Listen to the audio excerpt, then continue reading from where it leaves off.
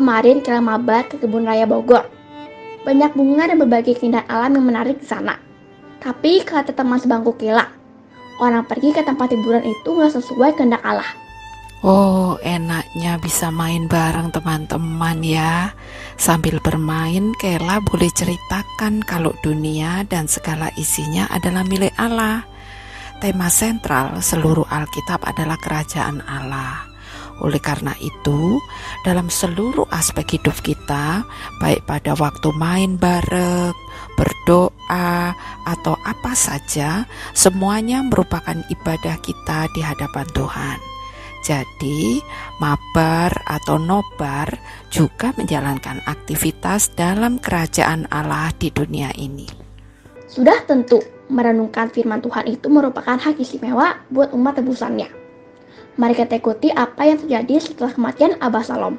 Halo adik-adik, perjalanan kita sudah sampai di 2 Samuel pasal yang ke-19 dan kita akan belajar dari ayat 9 sampai dengan ayat yang ke-14 tentang pemimpin dan yang dipimpinnya yang sama-sama tidak hidup setia dalam covenant Tuhan. Tapi sebelumnya, mari kita berdoa. Tuhan, kami bersyukur karena Tuhan memberikan kepada kami waktu untuk belajar akan firman. Kuduskanlah kami, pimpinlah kami, bersihkan hati kami, supaya kami boleh mengerti, menangkap maksud Tuhan untuk kami. Biarlah pemberitaan firman Tuhan berkenan kepada Tuhan menjadi berkat bagi kami semua. Dalam nama Tuhan Yesus kami berdoa, amin. Adik-adik, tahu tidak siapakah yang saya maksudkan dengan pemimpin dan yang dipimpin yang sama-sama tidak taat dalam covenant Tuhan? Ya, dia adalah Daud dan juga orang-orang Israel. Apa tuh yang terjadi dalam mereka?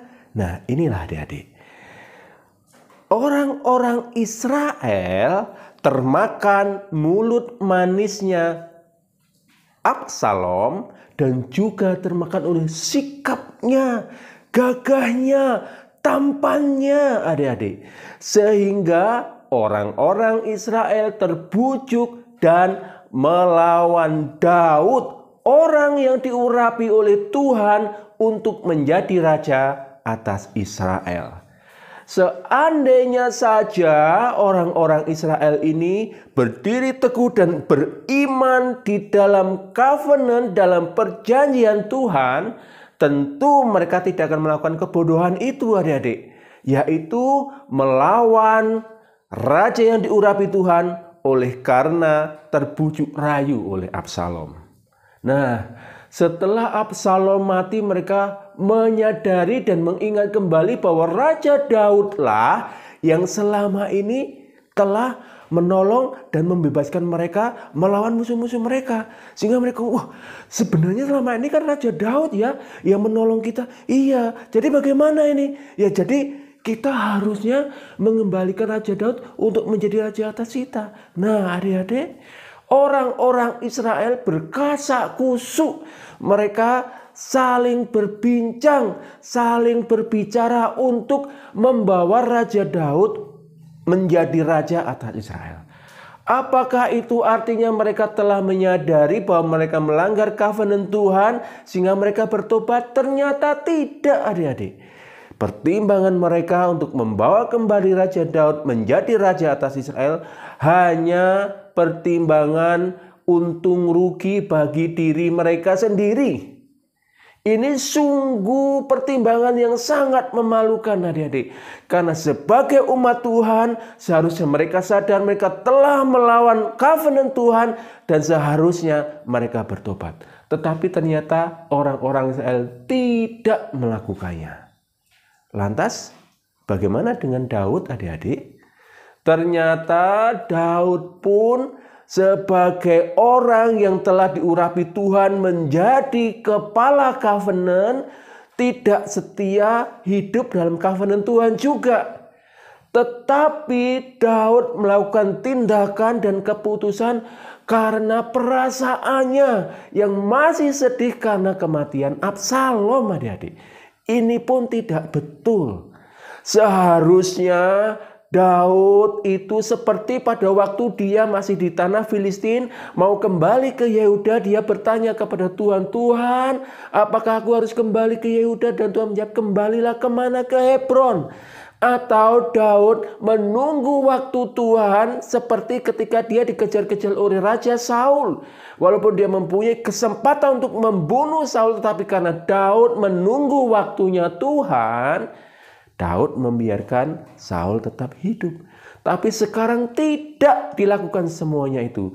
Akibatnya apa, adik-adik? Ketika Daud mendengar kasak kusuk orang Israel yang mau menjadikan dia kembali raja, sedangkan orang-orang Yehuda tidak melakukan hal seperti itu, kemudian Daud memerintahkan Imam Abiatar dan Imam Sadok untuk berbicara kepada orang-orang Yehuda. Kamu adalah dari darah dagingku. Mengapa kamu menjadi orang yang terakhir menjemputku menjadi raja atas Israel? Tindakan ini akhirnya menimbulkan arogansi yang besar, kesombongan, kesukuan yang besar bagi orang-orang Yehuda, adik-adik. Dan karena ini nanti menjadi masalah yang besar di kelak kemudian hari. Selain itu, Daud tidak bertanya, Daud tidak meminta petunjuk Tuhan, tetapi langsung menunjuk Amasa yang adalah mantan panglima tentaranya Absalom untuk menjadi panglimanya menggantikan Yoab, adik-adik.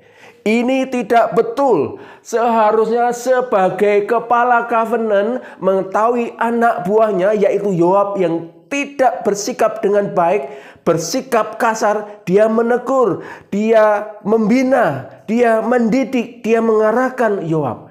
Tetapi dia tidak melakukan itu. Daud justru membalas dendam dengan menjadikan Amasa menjadi panglima tentaranya. Ini pun nanti akan menjadi sebuah masalah. Adik-adik, dari apa yang kita pelajari ini, sebenarnya Tuhan mau berbicara apa kepada kita? Kita adalah orang-orang yang telah dimasukkan ke dalam covenant Tuhan ketika kita mengakui Tuhan Yesus sebagai Tuhan dan Juru Selamat di dalam kehidupan kita. Itu artinya bahwa kita seharusnya sebagai orang-orang yang telah masuk dalam covenant Tuhan melakukan apapun, bertindak, bertingkah laku, berbicara, mengambil keputusan ketika menghadapi kesulitan harus selalu memperhatikan covenant Tuhan. Apa artinya? Dalam segala hal seharusnya kita taat kepada Tuhan. Itu yang seharusnya kita lakukan. Adik-adik, biarlah ini boleh menjadi pelajaran penting bagi kita. Tuhan bukan hanya menebus kita, tetapi memberikan firman-Nya untuk memimpin seluruh aspek kehidupan kita. Biarlah kita senantiasa taat. Amin. Mari kita berdoa. Bapa di surga, tolonglah kami supaya kami menghormat dan menghargai covenant dan juga setiap kebenaran firman-Mu yang telah Engkau nyatakan kepada kami. Jadikan kami anak-anak yang setia akan firman Tuhan, yang taat kepada firman Tuhan di dalam keadaan apapun. Untuk kami dapat mempermuliakan Engkau, menikmati Engkau, menjadi berkat bagi sesama kami. Demi Kristus Tuhan kami berdoa. Amin.